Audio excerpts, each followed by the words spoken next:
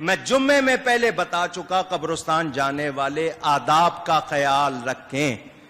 قبروں پر آپ لوگ جا کر گلاب کا عرق ڈال دو گے، کیوڑا ڈال دو گے، کیا فائدہ ہوگا قبر والے کو؟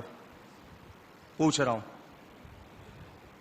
وہ گلاب کے عرق سے، کیوڑے سے قبر والے کو کیا فائدہ ہوگا؟ سوائے اس کے کہ جس نے بیچا ہے اس کو پیسے مل جائیں گے۔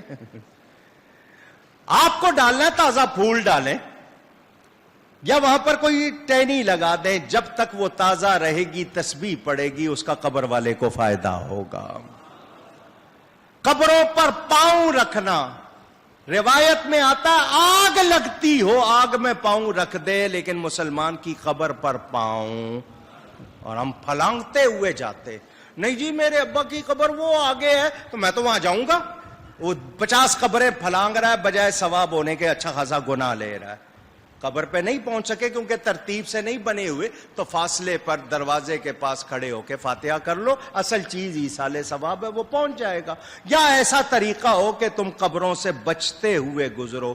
دوسرا، قبر پر اگر بتی، موم بتی، چراغ جلانے کی کوئی ضرورت، آگ نہیں جلاتے قبر پر، جلانا ہے کسی کنارے پہ روشنی کا انتظام، اور روشنی کا انتظام کرنا ہے تو کسی اندھیرے گھر میں روشنی کر کے اس کا ثواب اس کو بخش دو، کپڑے دے دو کسی غریب کو، کھانا کھلاؤ کسی کو۔ حلوہ بھی پکایا ہے تو حلوہ پکانا غلط نہیں ہے، مگر حلوہ غریبوں کو کھلاؤ۔